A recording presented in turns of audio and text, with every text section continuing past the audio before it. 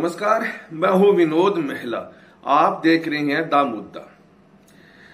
पूर्व सीएम भूपेंद्र सिंह हुड्डा और पूर्व सीएम चौधरी बंसीलाल की पुत्र वधू पूर्व मंत्री किरण चौधरी के बीच अब तक जो सियासी शीत युद्ध चल रहा था, अब आमने सामने आ गया। वैसे अगर देखा जाए, अतीत के पन्ने खंगाले भूपेंद्र सिंह हुड्डा के साथ जो भी टकराया है, उन्होंने पार्टी छोड़नी पड़ी है।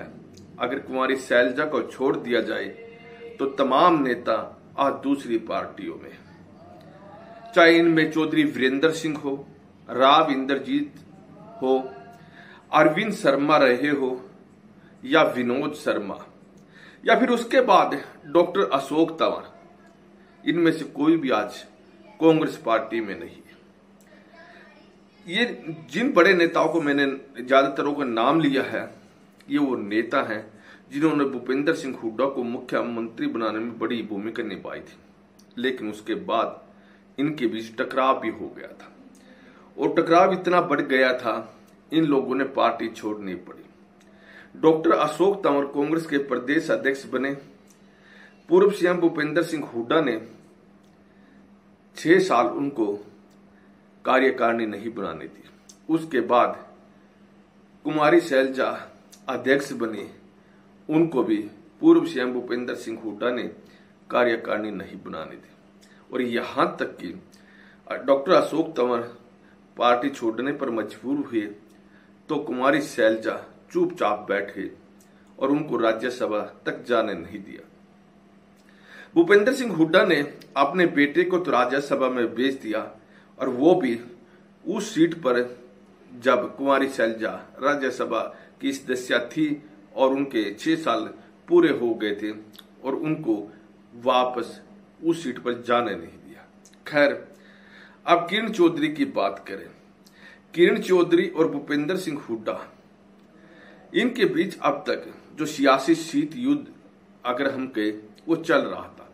आमने सामने दोनों नेता ज्यादातर आए नहीं, और कभी अगर भूपेंद्र सिंह हुड्डा के मंच की बात हुई तो किरण चौधरी ने साझा भी किया।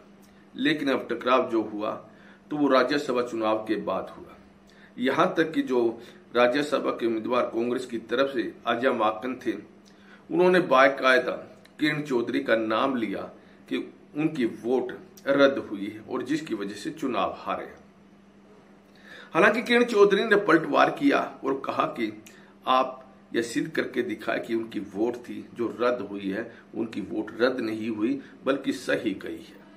लेकिन उसके बाद किरण चौधरी ने सीधे भूपेंद्र सिंह हुड्डा पर निशाना साध दिया था और कहा था कि आजा माकन जो ये आरोप लगा रहे हैं, किसी के कहने पर लगा रहे हैं। उनका जो नाम लिया जा रहा है वो किसी के इशारे पर लिया जा रहा है।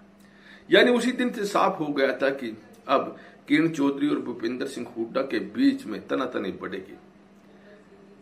जहां तक हम बात करें, भूपेंद्र सिंह हुड्डा ने सीधे तौर पर किरण चौधरी का कहीं नाम नहीं लिया, लेकिन जो उनके समर्थक हैं, जो भूपेंद्र सिंह की रणनीति हमेशा रहती है, जो वो अपने समर्थक विधायकों या दूसरे नेताओं से बयान दिलवाते रहते हैं। अब किरण चौधरी की बात करें, किरण चौधरी ने कहा कि वो एक संवाद कार्यक्रम शुरू करेगी। पूरे प्रदेश में यह कार्यक्रम शुरू किया जाएगा। शुरू में करनाल, कुरुक्षेत्र, फरीदाबाद, गुड़गांव और जींद में अपने जो समर्थक पार्टी के कार्यकर्ता हैं उनसे मिलेंगी, जाकर उनके घर ठहरेंगी भी और पार्टी को मजबूत करने का प्रयास करेगी। उधर भूपेंद्र सिंह हुड्डा ने विपक्ष आपके द्वार कार्यक्रम काफी समय से शुरू किया हुआ है और इसके तहत कई जिलों में कार्यक्रम हो भी चुका है। यानी जो आदमपुर का जो विधानसभा उपचुनाव होने जा रहा है, वहां भी यह टकराव देखने को मिल सकता है। किरण चौधरी क्या भूपेंद्र सिंह हुड्डा का मुकाबला कर सकती है? अभी अगर हम देखें, अगर अतीत के पन्ने खंगालें, तो ऐसा लग रहा है कि किरण चौधरी ज्यादा टक्कर नहीं दे पाएंगे। भूपेंद्र सिंह हुड्डा का पूरे प्रदेश में जनाधार भी है और उसके समर्थक भी खासी संख्या में है। विधायक भूपेंद्र सिंह हुड्डा के साथ कांग्रेस के खड़े हैं। दूसरी बात, किरण चौधरी मंत्री भी बनी, लेकिन वो चौधरी बंसीलाल की विरासत संभालने में पूरी तरह से सफल नहीं हुई।